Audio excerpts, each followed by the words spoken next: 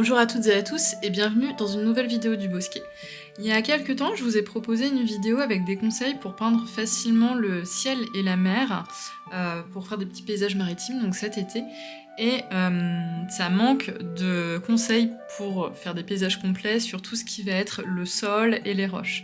Donc aujourd'hui, je vous propose en une ou deux fois, je verrai combien de temps dure la vidéo, parce que j'aime bien ne pas me timer à l'avance pour être certaine de vous donner le maximum de ce que je peux vous proposer. Donc en une ou deux vidéos, on verra ça à la fin. Je vais vous proposer mes petits conseils, mes petits tips pour réaliser facilement des roches, mais aussi des sols, donc de l'herbe, de la mousse, etc. pour que vous ayez un petit peu toutes les cordes à votre arc quand vous débutez pour faire des paysages sans trop de prise de tête.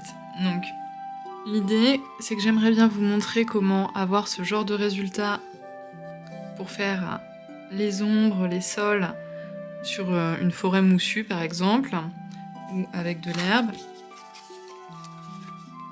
ou ce type de rendu un peu plus loose, un peu plus flou dans l'humide, si vous voulez avoir des créations un peu plus éthérées comme celle-là. Et on va travailler aussi tout ce qui est texture des roches. Donc cette planche et les deux aquarelles qui sont là, elles sont disponibles en tutoriel déjà sur la chaîne. Donc s'il y en a une qui vous plaît plus que les autres, n'hésitez pas après cette vidéo à aller regarder, à jeter un coup d'œil pour vraiment avoir pas à pas comment je les ai faites, parce que là je vais pas vous les reproduire, on va prendre une feuille blanche pour parler plutôt vraiment des textures et des différentes techniques, mais si les planches vous inspirent, si vous aimez bien ma petite pierre dressée ou ce petit serpent, ce petit orvet derrière son rocher, n'hésitez pas à les regarder sur la chaîne parce que ça peut aussi être sympa, après avoir eu les conseils généraux, de passer directement à un peu plus de concret sur quelque chose de fini, ça fait toujours plaisir. Donc c'est dispo, c'est gratuit, c'est sur la chaîne si ça vous fait plaisir.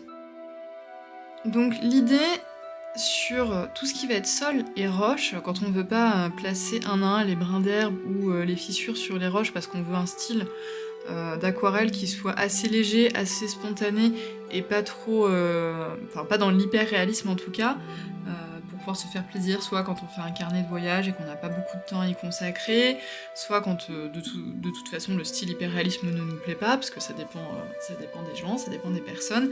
C'est tout un travail que vous allez avoir à faire sur le choix des couleurs et de vos aquarelles.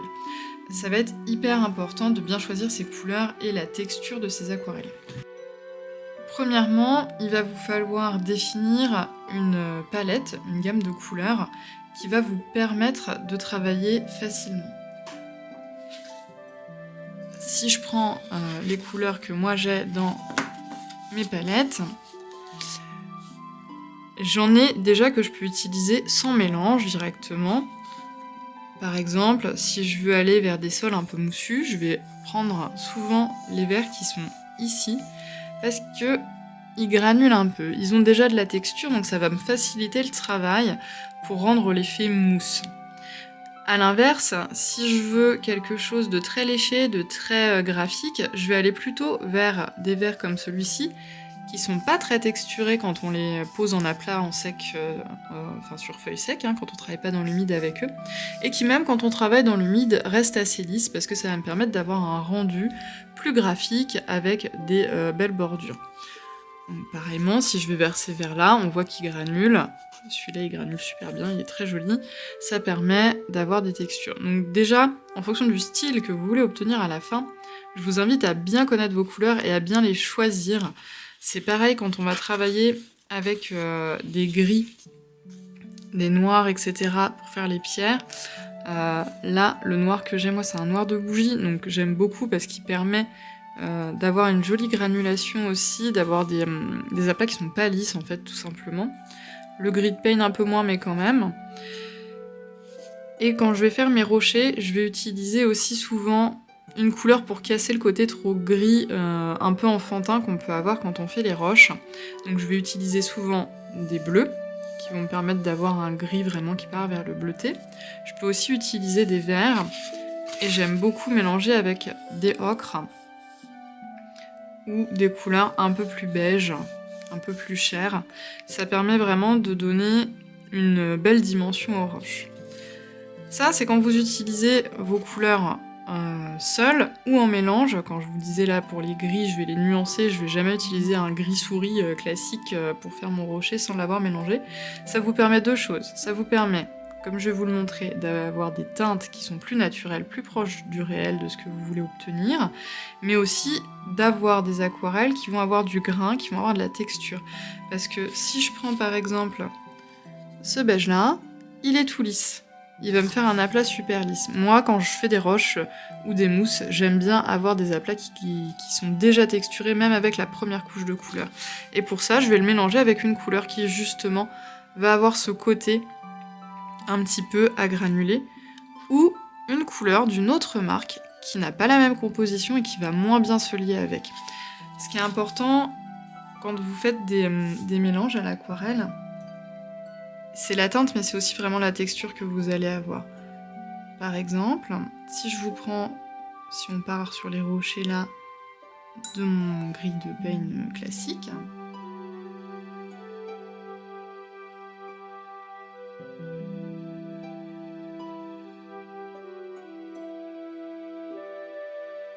donc si je prends mon gris de peigne et que je fais un aplat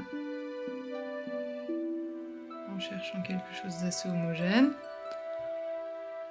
je vais avoir mon gris qui va sécher à peu près à plat. Je peux bien l'étirer si je veux vraiment aller chercher quelque chose de bien lisse, bien homogène. Sur sec comme ça. Je peux prendre mon noir de bougie que je vous ai montré tout à l'heure, qui lui est déjà un peu moins lisse au niveau des aplats. Alors, si je fais un aplat comme ça en une fois, il va rester quand même. Vous voyez, on voit déjà qu'il va y avoir un peu de grain, mais ça va rester assez lisse. C'est la même marque, donc si je mélange ces deux-là entre eux, je vais avoir quelque chose d'assez lisse aussi, parce que c'est à peu près les mêmes formules en termes de liant, et donc les aquarelles se mélangent très bien ensemble, on a quelque chose de lisse. Maintenant, si je m'amuse à choisir des aquarelles de marques différentes, avec vraiment des compositions que je sais être différentes. Donc par exemple, je vais prendre une Sennelier qui est au miel, avec une aquarelle de chez Manon, du Pigmentarium, qui sont véganes et qui sont donc plus sèches en termes de texture quand on les prend et quand on les utilise. Alors c'est pas qu'elles sont moins bien, moi je préfère même certaines couleurs de chez Manon, sinon j'en aurais pas autant dans ma palette, mais c'est juste qu'en termes de prise et de texture, de ressenti, c'est pas du tout le même, parce que c'est pas le même liant tout simplement. Donc quand vous savez pas les compositions de vos aquarelles, la sensation que vous avez en peignant peut vous guider sur le fait qu'elles vont bien aller ensemble pour avoir des textures un peu granuleuses. Donc par exemple, je vais prendre dans mes brins un terre de sienne, pas de chez Sennelier puisque j'en ai pas là, j'en ai aux ateliers, mais pas dans ma palette de la maison, de chez Daniel Smith, parce que c'est ceux-là que j'ai dans ma palette.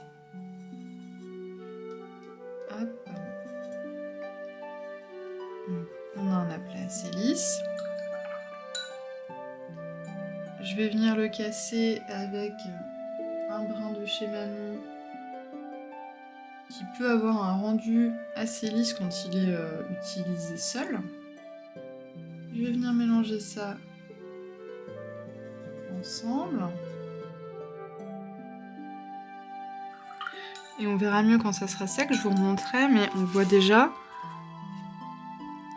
qu'en termes de couleurs, ça se mélange un peu moins bien. On a l'impression qu'il y a un peu deux couleurs avec un sous-ton. On a l'impression qu'on a celle-ci de chez Manon qui est plus en sous-ton, et celle-ci qui est un peu plus forte, un peu plus chaude, de chez Daniel Smith, qui va prendre les grains justement, prendre le premier plan de couleur à la surface.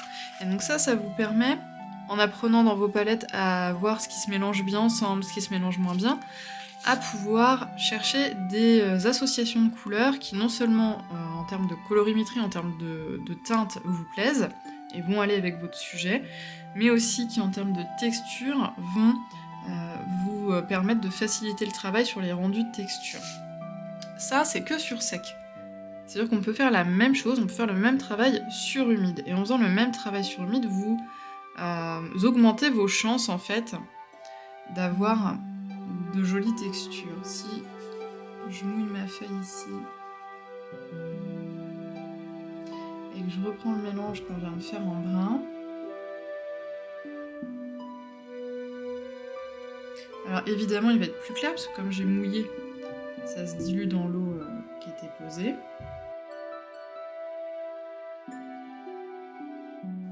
On verra au séchage ce que ça donne. J'essaie de faire une couche assez épaisse pour que vous voyez un rendu de teinte à peu près similaire.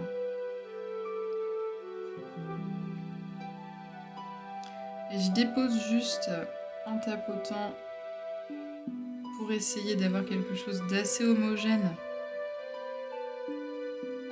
au niveau de ma tâche. Mais on verra au séchage qu'ici on aura plus de grains que là, sur la technique humide que sur la technique sèche, parce que justement cette technique permet au pigment de se poser de manière un peu plus aléatoire sur le papier. Ça peut être accentué aussi par le grain de votre papier. Là je travaille sur grain fin parce que c'est le grain le plus courant et celui que vous avez certainement à la maison. Mais si vous travaillez sur un grain torchon, un grain plus épais, l'effet sera décuplé, sera encore plus accentué.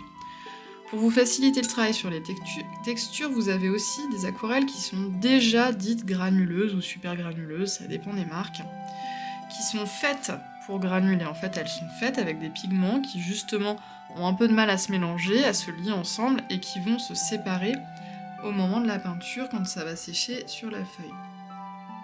Donc, typiquement, moi j'apprécie beaucoup celle de chez Schmink. Et si on reste dans les teintes de brun, j'ai celle-ci que j'ai déjà utilisée sur mon petit chapeau de sorcière l'automne dernier. Si je vous fais un aplat, alors il faut bien les réhumidifier et les touiller pour que les différentes couches de pigments se révèlent.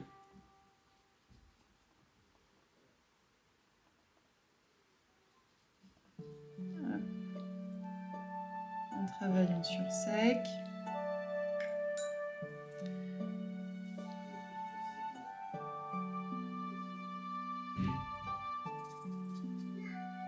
Et en travaillant sur humide.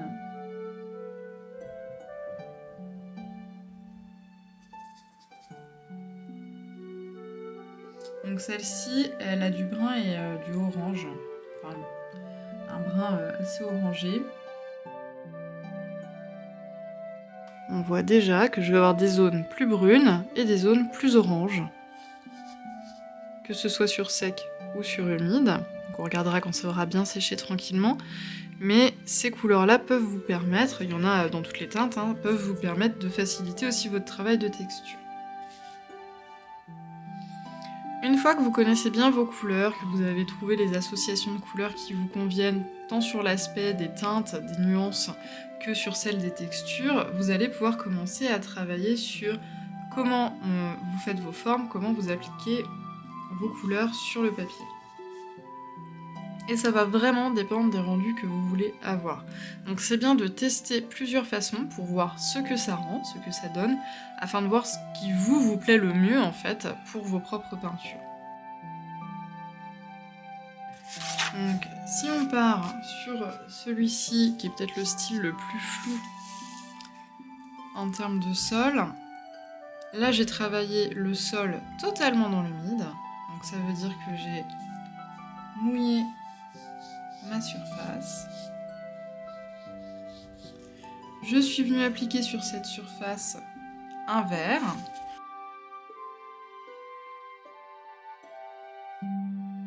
Du coup, comme on travaille dans l'humide, on a déjà un rendu assez diffus, assez cotonneux.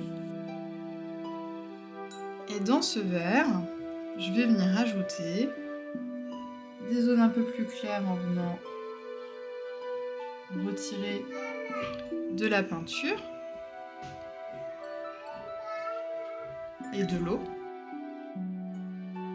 Je vais aussi rajouter du brun pour signifier qu'il y a des zones où l'herbe a moins bien poussé peut-être et où du coup on voit la terre.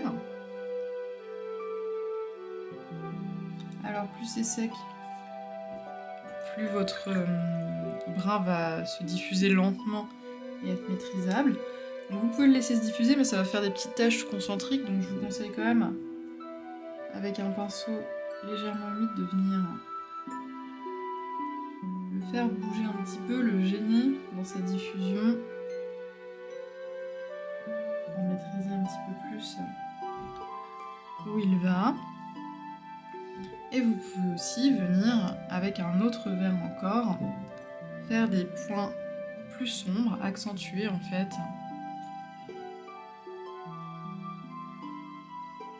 les zones d'ombre.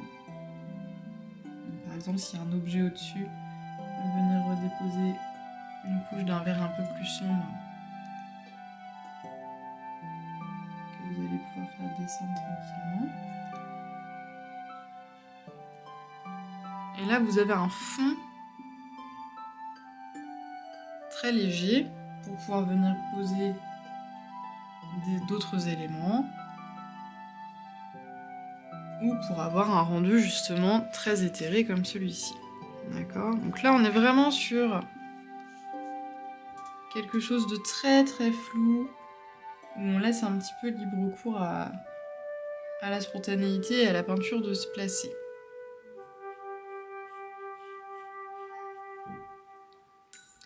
Maintenant, si vous voulez que ça soit plus maîtrisé, que ce rendu-là vous plaît pas, vous pouvez quand même travailler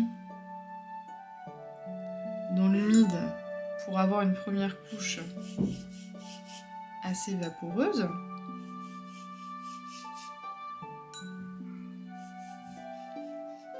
Et décider d'avoir déjà un mélange ou une aquarelle granuleuse qui vous permet d'avoir de la texture sur votre sol, mais sans avoir à rajouter les couleurs pour avoir un rendu qui soit plus lissé quand même.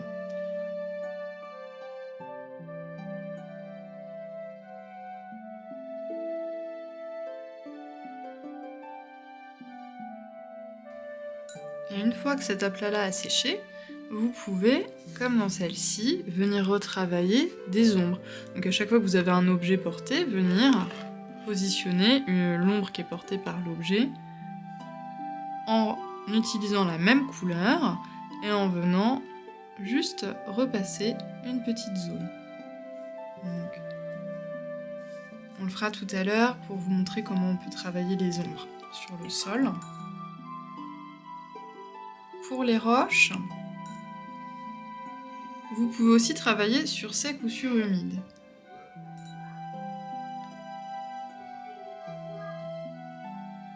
Donc vous pouvez travailler une forme de roche assez aléatoire. Puis là on la mettra dans l'herbe certainement. Sur sec, vous pouvez le faire comme on a vu tout à l'heure. D'abord en humidifiant le papier et en venant déposer la peinture.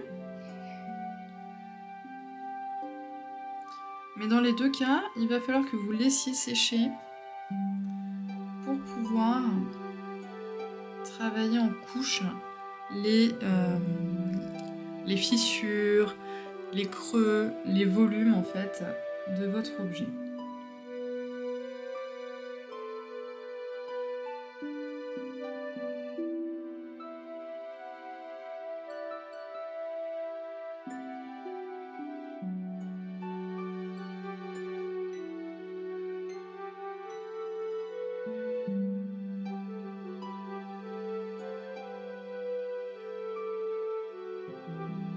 Donc quand c'est sec, vous allez pouvoir continuer le travail de texture.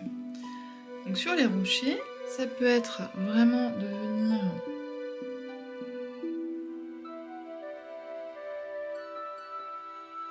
définir des fractures.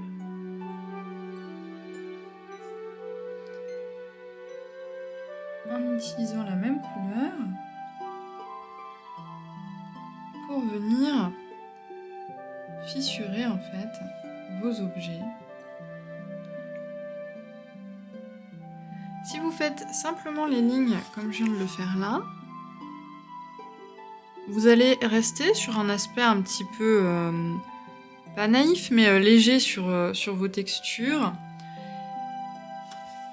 Et c'est ce que vous allez avoir quand vous faites, comme ici, des traits vraiment qui sont pas floutés, qui restent parfaitement, pas rectiligne, mais franc en fait. Il n'y a pas de flou, il n'y a pas de dégradé de la couleur. On voit le trait tel qu'il a été posé. Si vous voulez un rendu qui soit un petit peu plus doux, un petit peu plus effacé, vous pouvez venir flouter en fait vos lignes, comme sur le côté droit de celui-ci. Ou travailler non pas en ligne, mais en bloc d'ombre pour venir ombrer les volumes. Donc, par exemple sur celui-ci, au lieu de laisser mon trait très visible comme ceci, je vais venir décider que toute la partie en dessous de lui va être plus sombre. Tout ce qui est en dessous de ma petite fissure est plus sombre. Et je vais créer un volume, je vais créer en fait deux valeurs différentes sur mon objet et donc je vais venir le bomber et avoir ce côté 3 dimensions qui apparaît. Ici sur mes petites lignes, je vais venir flouter, donc je rince mon pinceau, je les sors un peu pour qu'ils soient pas trop humides et je vais venir à l'eau claire, transparente, venir faire descendre la couleur tranquillement vers le bas. On verra donc moins la petite fissure, le petit trait, mais on va quand même gagner en flou et donc en douceur sur la pente de mon petit rocher. Donc là, comme c'est plus sombre, il y a de l'ombre, on va avoir une impression de creux, ça va creuser notre pierre. Et en jouant sur où vous placez les valeurs les plus sombres, les valeurs les plus claires, vous allez pouvoir sculpter en fait vos roches tranquillement comme ça. Donc je fais la même chose ici. J'étire verticalement, je descends en fait, j'essaie de tirer la couleur vers le bas. Et ça, vous pouvez le faire autant de fois que vous voulez. Il faut juste attendre que chaque couche de travail sèche. Et vous allez pouvoir le faire autant de fois que vous voulez pour obtenir le rocher sculpté comme vous le souhaitez. Si c'est les premières fois que vous en faites et que c'est pas encore que vous n'arrivez pas à voir en fait comment faire pour le sculpter, je vous invite d'abord à observer des rochers, à essayer de les reproduire, à les dessiner pour voir comment sont placées les fissures, où sont les endroits les plus sombres et les plus clairs. Ça vous aidera pour la suite du travail. On peut même venir créer vraiment des volumes sur certains endroits, comme si c'était un peu lisse, un peu lissé, en faisant des ombres un peu plus marquées, un petit peu plus épaisses. Donc on peut utiliser les deux en fait techniques sur un même objet, c'est ce que je vais vous faire ici. Donc vous voyez qu'en utilisant les deux, on peut vraiment aller plus finement dans la sculpture du rocher.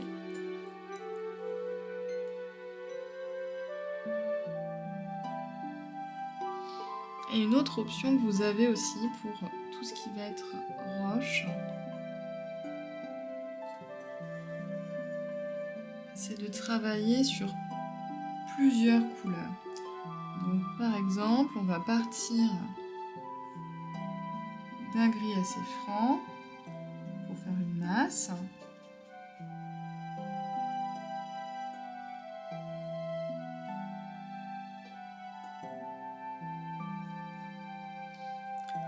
On va la faire un petit peu plus sombre d'un côté pour nous permettre d'avoir déjà du volume avec la lumière qui arrive.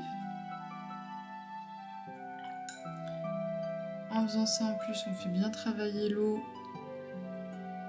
en repassant sur toute la forme. Donc, outre l'aspect volume, on va aussi gagner en texture déjà. Donc, on peut vraiment jouer en déposant un peu de couleur sur un côté par exemple. Et quand il sera sec, celui-là, je vais faire d'autres couches avec d'autres couleurs pour sculpter sa forme. Là où ici, je vais utiliser tout le temps la même. Comme ça permettra que vous ayez les deux options à porter.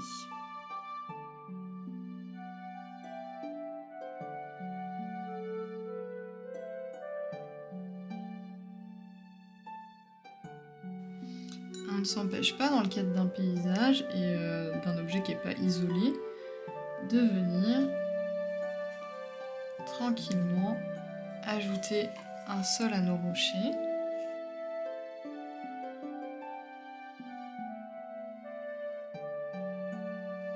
En utilisant donc les techniques qu'on a vues tout à l'heure. Et là, on va accentuer la couleur juste en dessous du rocher. Parce que si le soleil arrivait par exemple comme ceci, par derrière, on aurait le rocher qui projette son ombre donc à ses pieds et vu sa forme un peu plus au centre.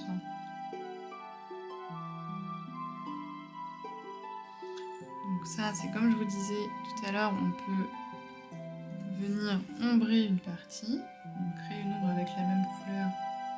Pour ça, vous la déposez et vous allez étirer sur le reste de la forme à l'eau claire pour pas avoir de démarcation. Ça, c'est pour poser une ombre. Et si vous voulez par contre texturer, on va regarder ça au-dessus. On reprend sa couleur. Et on peut venir... On peut venir faire des passes. Alors soit des grosses taches, si on veut vraiment qu'il y ait comme le feuillage qui fasse des points de lumière sur notre sol. Soit vous pouvez aussi un peu décoiffer votre pinceau en appuyant dessus et en le tournant. Et venir, je vais vous montrer sur du blanc pour que ça contraste bien, que vous voyez, venir aussi faire des petits brins.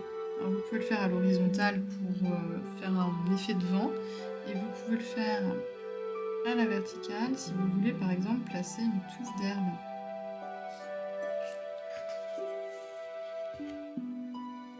Et comme vos poils de pinceau sont ébouriffés en fait, ça permet de placer les éléments de manière un peu plus aléatoire que si vous les placiez un à un.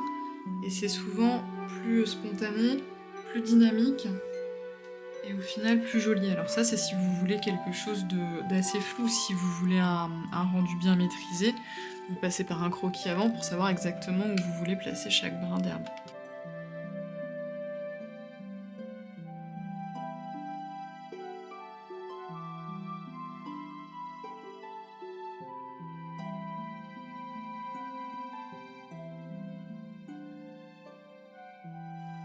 Et vous pouvez bien sûr coupler les techniques. Donc là, je peux mettre des petites touffes d'herbe sur le sol où j'avais fait des points de lumière, comme s'il y avait des branchages au-dessus.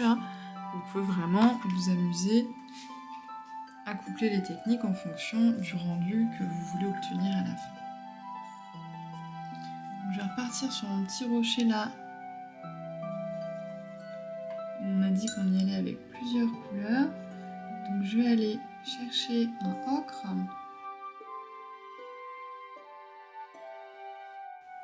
Et je vais venir créer des zones, des volumes sur ma roche avec ce ocre que je vais ensuite joindre à l'eau claire pour texturer mon rocher, pour lui apporter des nuances. Et ensuite on fera la même chose avec une troisième couleur mais sur sec pour que vous voyez le fondu sur humide et sur sec vraiment le contraste et l'aspect un peu plus graphique, un peu plus brut que ça peut apporter. Je continue mon travail de fissure, de sculpture sur celui-ci.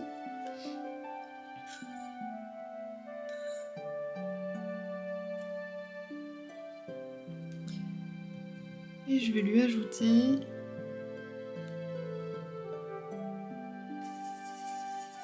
avec un pinceau un peu plus fin de la végétation. Il ne faut pas hésiter à venir placer des îlots de végétation au pied de vos roches ou même sur elles. Alors vous pouvez les placer dans ce que vous avez sculpté en creux, comme si la mousse en fait était venue se redéposer aux endroits les plus propices à ce qu'elle puisse bien s'accrocher.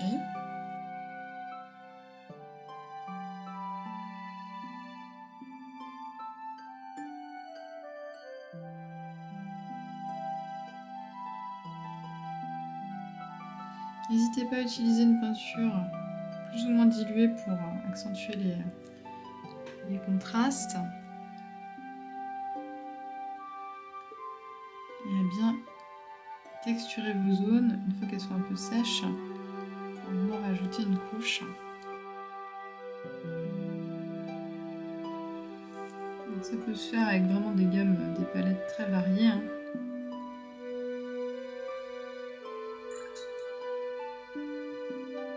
Si je vous remonte cette petite planche là, vraiment en choisissant bien vos teintes, vous pouvez donner une ambiance tout à fait différente à vos créations.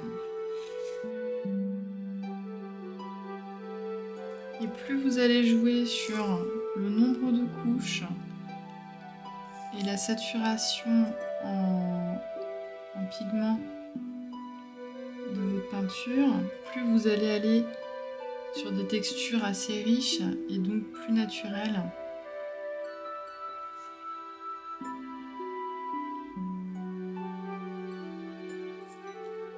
La question de mes participantes souvent à l'atelier c'est oui mais quand est-ce qu'on s'arrête du coup quand on travaille en couche, parce que il y a toujours un moment où la peinture nous plaît et on va rajouter la petite touche en trop qui fait que c'est moins bien que ce qu'on voulait avant.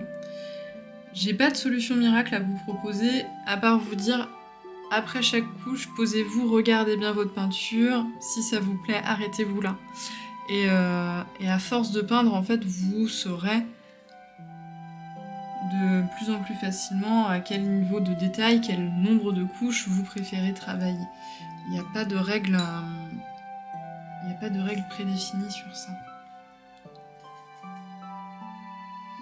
Donc je vous disais qu'on faisait un petit côté un peu plus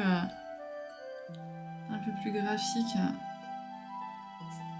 en apportant un gris plus saturé, plus foncé, qu'on va pas lier, on va vraiment laisser les taches de peinture comme on les pose.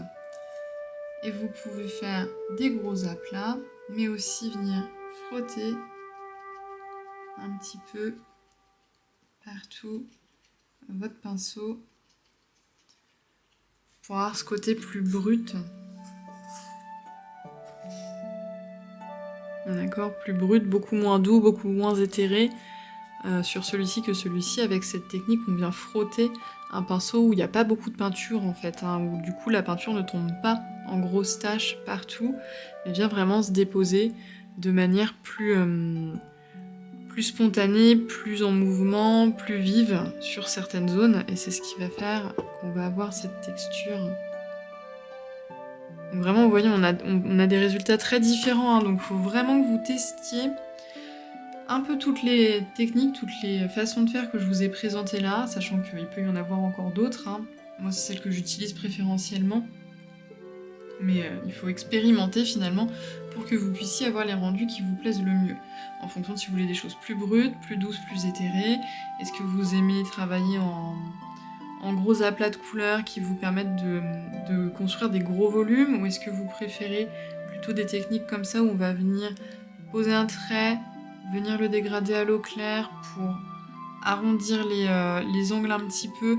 Ça permet quand même de creuser, de sculpter vos objets, mais de garder un côté plus doux. Ça, c'est vraiment vous en fonction du style que vous aimez. Il n'y a pas de meilleure solution dans ce que je vous ai proposé. Gardez bien ça à l'esprit aussi, parce que on peut avoir envie de reproduire à l'identique quelque chose, et à ce moment-là, on va chercher quelle technique a été utilisée pour reproduire. Mais on peut aussi se laisser la liberté de reproduire des choses pour s'entraîner en les twistant un petit peu à notre sauce, en les mettant un peu dans notre style. Et pour ça, il faut que vous vous connaissiez et que vous connaissiez ce que vous aimez. Donc il ne faut pas du tout hésiter à tester plein de choses et à regarder ce qui vous plaît le mieux. Donc j'espère que ces petits conseils, cette petite vidéo qui va durer quand même bien 30-40 minutes je pense, va vous avoir aidé dans vos recherches pour tout ce qui va être roche et sol. Alors j'ai pas abordé tout ce qui va être sable ou grande zone à couvrir autre que éventuellement voilà, des zones plutôt herbeuses ou moussues. Pour le sable, sachez que vous pouvez travailler comme pour l'herbe en termes de texture, avec vraiment ce côté à ombrer pour créer des creux et des bosses en fait dans votre aplat de couleurs.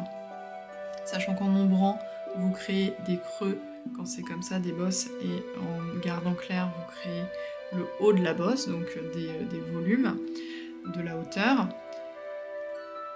Pour les grandes zones où vous voudriez faire des graviers ou des sols avec des galets, dites-moi si ça vous intéresserait que je fasse une vidéo dédiée, parce que c'est un petit peu plus compliqué à réaliser et ça demande vraiment plus de temps sur le travail en couche et la recherche d'une gamme couleur harmonieuse.